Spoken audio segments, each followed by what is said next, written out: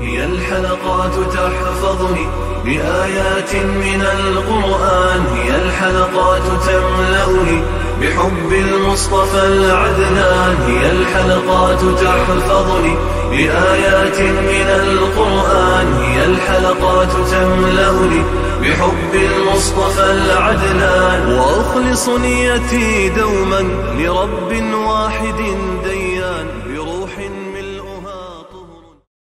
Sure Ahzab tefsiri 51. ayetinden başlayıp okuyayım inşallah. Bismillah, elhamdülillah, ve salatu ve selam ala Resulillah.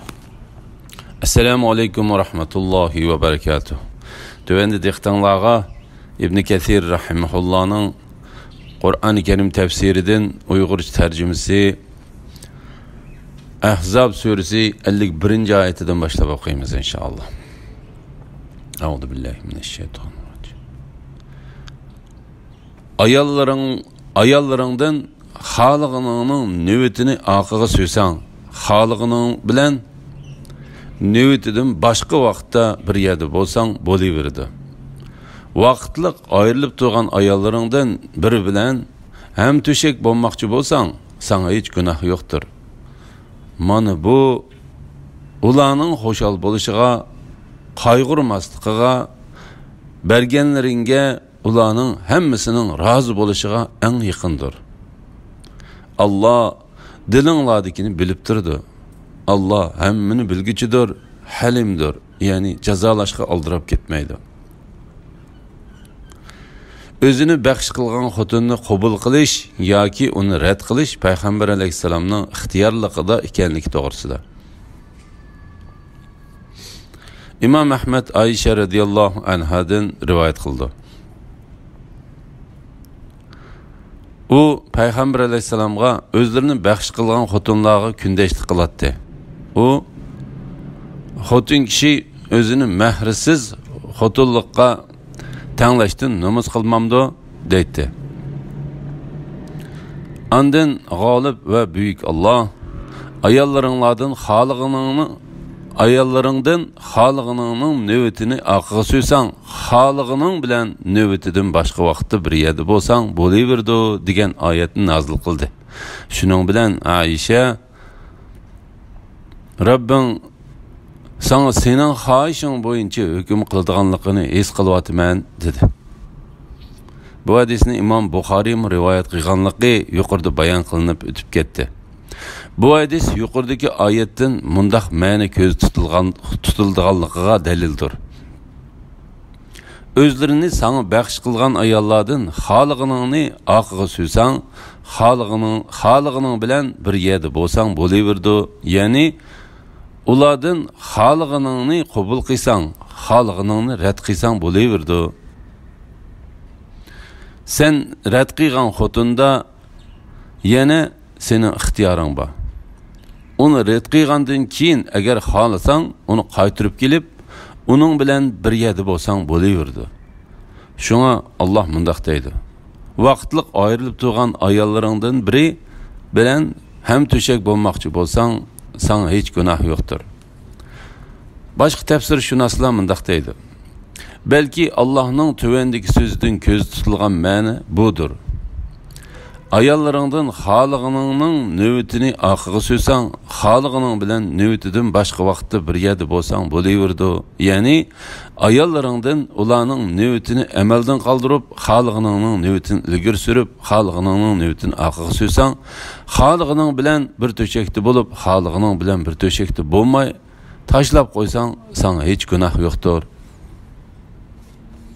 İbn Abbas, Mücahid, Hasan, Qatada, Abu Rizi, Abdurrahman ibn Zeyd ibn Aslam ve başkalarının muşundaq deganligi rivayet kılındı. Şundaq turuqluq Peygamber aleyhisselam ayallarının növetini taqsim qilatdi.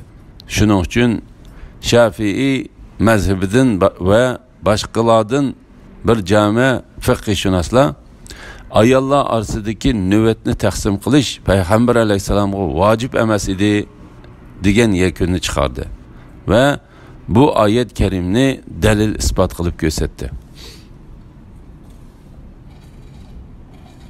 İmam Bukhari Ayşe radıyallahu anh'ın mundaq deganligini rivoyat qiladi. Ayollaringdan xoliqining navbatini orqaga sursang, xoliqining bilan navbatidan boshqa vaqtda bir yerda bo'lsang bo'laverdi. Vaqtliq ayrilib turgan ayollaringdan bir bilan ham to'shak bo'lmoqchi bo'lsang, sana hech gunoh yo'qdir degan bu oyat nozil bo'lgandan keyin payg'ambar alayhisalom bir kuni bizdan bir xotindan uning navbatini orqaga surish uchun izni so'ragan edi. Men onunğa "Nim dediniz?" dedim. O xotin, "Ey Allah'ın peygamberi, eğer ixtiyorlik meningda bo'lsa, seni hiç adamga ötünüp berishni xolamayman" dedim dedi. Ayşe'den rivayet qilingan bu hadis yuqoridagi oyatdan ayollar orasida navbat taqsimotining vojib emasligi ko'z tutilganligini ko'rsatdi. Ayşe'nin dastlabki hadisi bo'lsa, bu oyatning o'zlarini payg'ambar alayhisalomga baxsh qilgan ayollar haqida nozil bo'lganligini ko'rsatdi. Shunlashqa Ibn Jarir bu oyat o'zlarini payg'ambar alayhisalomga o'zini baxsh qilgan ayollarni va payg'ambar alayhisalomning amridagi ayollarni umuman o'z ichiga oladi. Ayollarning orasida agar xolisa navbat taqsim qilish, xolamasa taqsim qilmaslik payg'ambar alayhisalomning o'z ixtiyoridir deb ko'rsatdi. Ibn Jarirning bu ko'z qarashi yaxshi va kuchli qarashdir. Bu qarashda yuqorqi hadislarning mazmuni birlashadi. Mana bu ularning xo'shal bo'lishiga, qayg'urmasligiga, bəgənləringə ulanın həmmisinin razı buluşuğa ən yaxındır. Yəni, əgər ular növbət təqsimatıda Allah günahını keçirvetkənlikdən senin xalısan növbət təqsim qılıb, xalımısan təqsim qılmaydığanlıqını, onun qaysısını qıysan, sana heç günah bulmaydığanlıqını, andın şundaq duruqluq, senin vacib bolğanlığı üçün emas, öz ixtiyoring bilan ular orasida navbat belgilab berganligingni bilsa, bu qilganlaring bilan ular xo'shal bo'ladi. Buningda seni yaxshi qildi deb biladi. Ularga navbat belgilab berishingdan ular orasida barobar bo'lishing, ularga insof qilishing, ular ichida adolatli bo'lishingdan iborat ular qilgan yaxshiligingni bilib yetadi.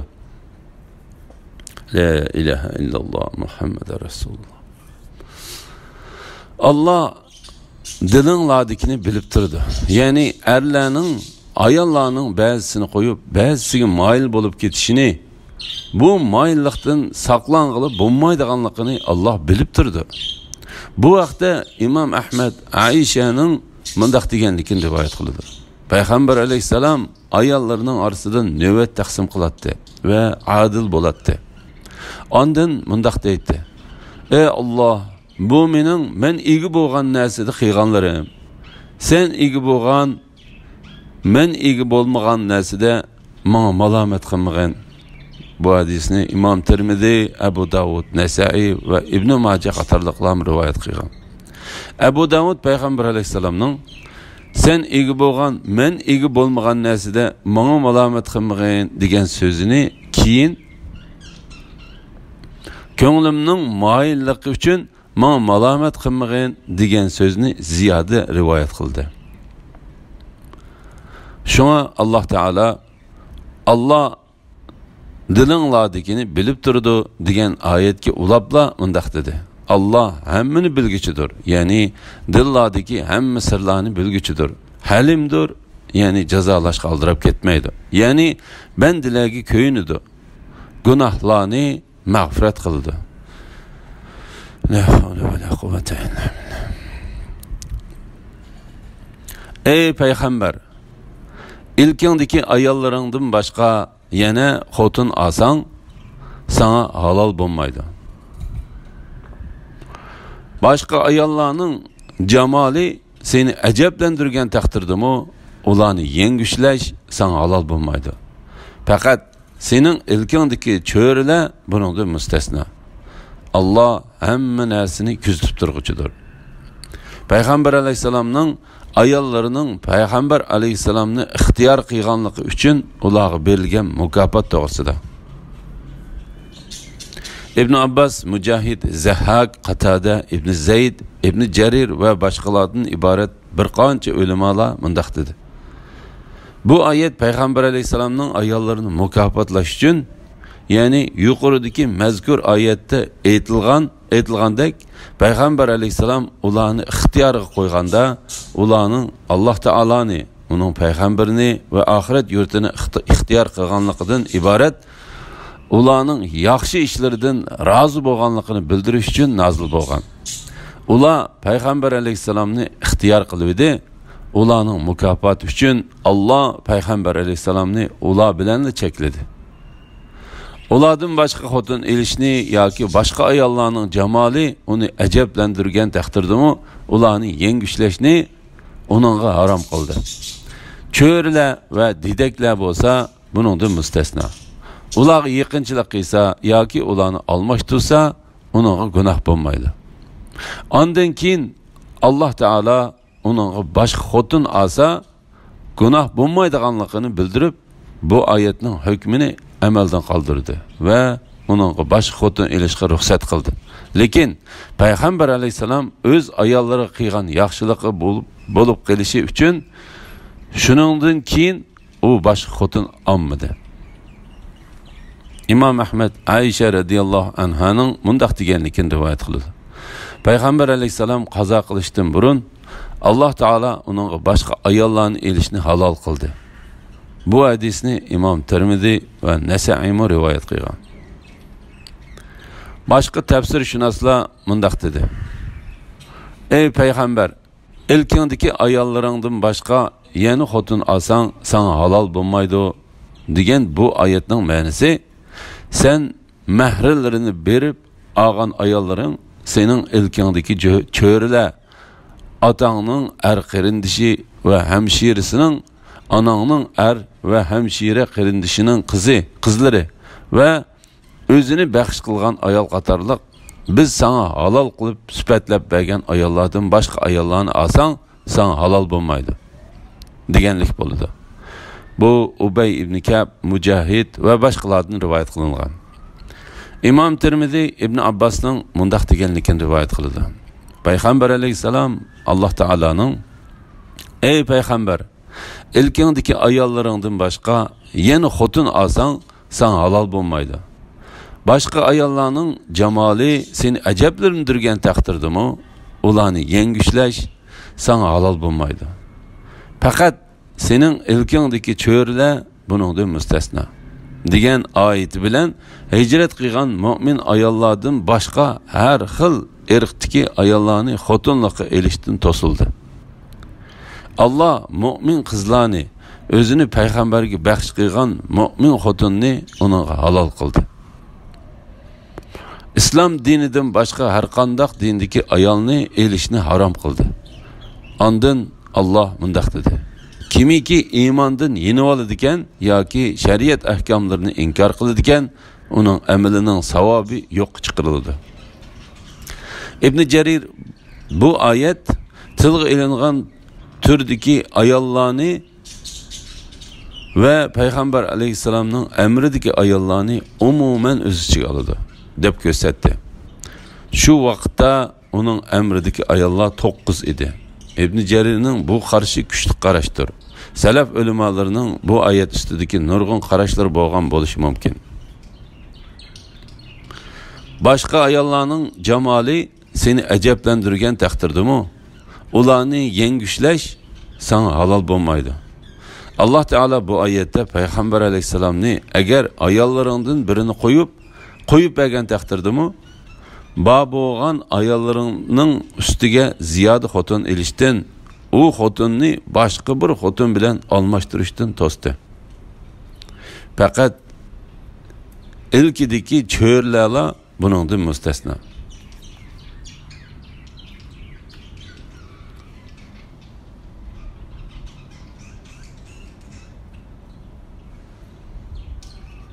Ey mu'minlar, payg'ambarning uylariga kirmanglar.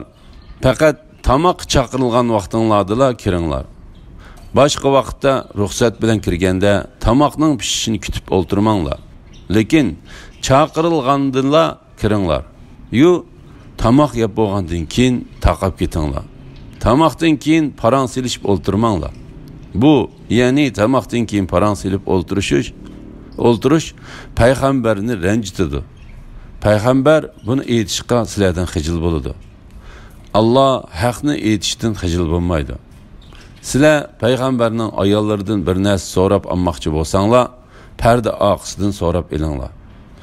Mundaq qilish sizlarning dillaringlarni, ularning dillarini eng pok tutadi. Sizlarning Rasulullohni ranjitib qo'yishinglar durust emas. Rasulullohdan keyin uning ayollarini elishinglarmi mangu durust emas. Mundaq qilish, ya'ni Rasulullohni ranjitish va uning ayollarini elish haqiqatan Allohning dargohida cho'ng gunohdir.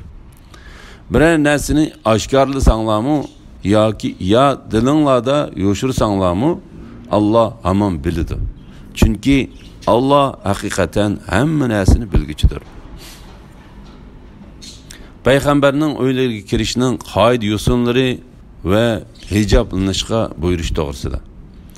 Bu oyat hijob, ya'ni o'zini farlash oyati deb ataladi. Uningda hukmlar va shariat qoida usullari bor. Bu oyat Umar ibn Xattob radhiyallohu anhuning qilgan so'zi muvofiqlashib tushgan oyatlarning biridir. Bu haqda Imom Buxoriy va Muslim Umar ibn Xattobning mundaq deganligini rivoyat qiladi.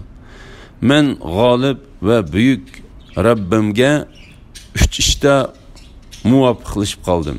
Birinchisi, men ey Allohning payg'ambari, maqom Ibrohimni namozgoh qilgan bo'lsang-ki dedim. Ondan Alloh taolo kishilarga maqom Ibrohimni namozgoh qilinglar, ya'ni shu yerda namoz o'qinglar dedi, degan oyatni nozil qildi. Ikkinchisi, men ey Allohning payg'ambari, ayollaringning yoniga haqiqatan yaxshi odammi, yomon odammi kirdi ekan, ularni hijoblantirsang dedim. Shuning bilan Alloh hijob oyatini nozil qildi. Uchinchisi, payg'ambar alayhisolamning ayollari uning kundashlik qilishga birlashib olgan chaqda men ularga, agar u sizlarni qo'yib etsa, Rabbi sizlarning o'rninglarga sizlardan yaxshi cho'kanlarni va qizlarni uningga berishi mumkin dedim. Ondan bu so'zimga o'xshash oyat nozil bo'ldi. İmam Muslimning yana bir rivoyatida Badri jangi asrlari haqida Umarning fikriga muvofiq oyat nozil bo'lganligi tilga olingan. Bu Umarning fikriga muvofiqlashib oyat nozil bo'lgan 4-ishdir. La ilaha illalloh.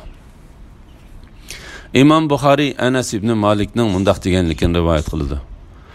Umar ibn Xattob, ey Allohning payg'ambari, sening yaningga yaxshi odammi, yomon odammi kirdi? Mu'minlarning onalarini, ya'ni ayollaringni hijoblanishga buyurgan bo'lsang dedi. Shuning bilan Alloh hijob oyatini nozil qildi.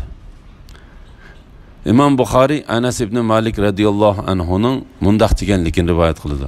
Payg'ambar alayhisalom Jahshning qizi Zaynabga uylangan chaqda odamlarni tamoq chaqirdi. Tamoqdan keyin ular gapga tushib ketdi. Payg'ambar alayhisalom o'rnidan turishga tamshilivdi, ular o'ltiraverdi. Buni ko'rgan payg'ambar alayhisalom o'rnidan turdi. U o'rnidan turgandan keyin odamlarmi o'rnidan turishib ketib qolishdi. Lekin ulardan 3 nafar odam midirlamay o'ltiraverdi. Payg'ambar alayhisalom sirtni aylanib ondan uyga kelsa, ular yana o'ltirgan ekan. Bir mahaldan keyin ular o'rinlaridan turishib ketib qolishdi. Men payg'ambar alayhisalomning yoniga kelib, odamlarning ketganligini xabar qildim. U kelib uyga kirib ketdi. Menmi uyga kirish uchun billa bordim. U kirib bo'libla mening kirishimni to'sib, pardani tushirib etdi. Ondan Alloh taolo bu oyatni nozil qildi. Ey mu'minlar, payg'ambarning uylariga kirmanglar. Faqat tamoq chaqirilgan vaqtinglarda kiringlar.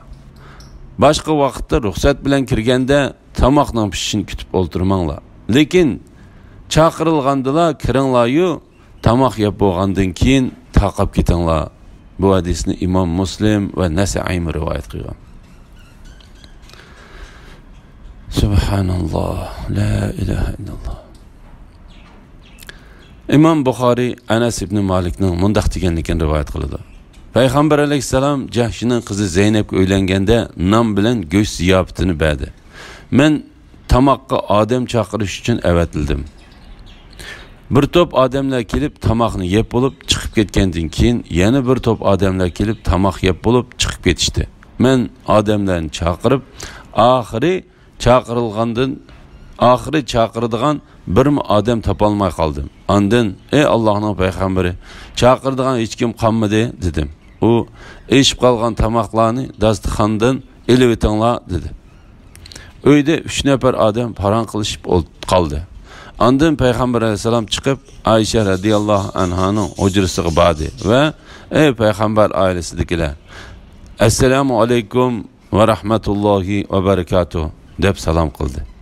Aisha va alaykum salam va rahmatulloh, ey Allohning payg'ambari, yangi ayoling qandaqroq ekan? Alloh sana barakat ato qilsin dedi. Payg'ambar alayhisalom hamma ayollarning hujralarini aylanib, ularga Aishaga salom bergandek salom berdi. Ularmu Aisha aytgandek so'zlarni qildi. Ondan payg'ambar alayhisalom yenib kelsa, 3 nafar odam texchi uyda so'zlashib o'ltiribdi. Payg'ambar alayhisalom qattiq hayoliq edi. U Aishaning hujrasi tarafga qarab chiqib ketdi. Odamlarning chiqib ketganligini uningga men xabar qildimmi yoki boshqa biri xabar qildimi? Bu toza esimda qolmabdi. U yenib kelib, bir putini eshikning bo'sog'isidan uyning ichiga oldi. Yana bir puti sirtda turibla pardani arliqimizga tushirib etdi. Shuning bilan hijob oyati nozil bo'ldi. Bu hadisni Nasa'iy rivoyat qilgan. La ilaha illalloh. Payg'ambarning uylariga kirmanglar. Allah mu'minlarning payg'ambar alayhisalomning uylariga ruxsatsiz kirishini chekladi. Ular buningdan cheklanishdan ilgari jahiliyat davrida va islom davrining dastlabki mezgillarida boshqalarning uylariga ruxsatsiz kiradi. Allah bu ummat uchun yaxshilikni iroda qildi-da, ularni boshqalarning uylariga ruxsatsiz kirmaslikka amr qildi. Ana shu Alloh taolaning bu ummatga qilgan yaxshiligidir. Shuning uchun Imom Muslim rivoyat qilgan bir hadisda payg'ambar alayhisalom mundaq degan: namahram ayollarning yiniga kirishdan qat'iy saqlaninglar.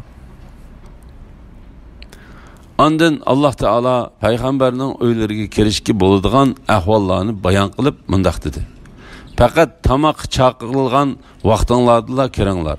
Boshqa vaqtda ruxsat bilan kirganda tamoqning pishishini kutib o'ltirmanglar.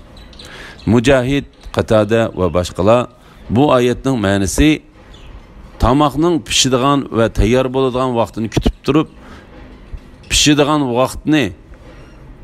vaqti yaqinlashganda lummada kiradigan mundaq sat ishni qilmanglar. Bu haqiqatan Alloh yomon ko'radigan va ayiblaydigan ishdir. Mana bu mehmonning oqiga kirib olishning haromligiga dalildir.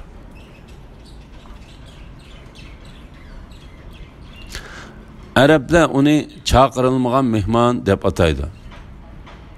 Xatib Bag'dodiy bu vaqtda mehmonlarga ergishib chaqirilmagan yerga boradigan odamlarni so'kib bir kitob yozgan. U ularning qilmishlaridan nurg'un narsalarni tilga olgan.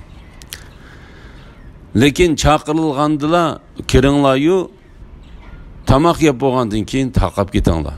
İmam Muslim İbn Umar radhiyallohu anhumadan payg'ambar alayhisalomning mundaq deganligini rivoyat qildi. Agar sizlarning biringlar qarindishini chaqirsa, to'y bo'lsin yoki boshqa ziyofat bo'lsin, u chaqirilgan yerga berish lozim. Tamoqdan keyin parang selishib o'ltirmanglar.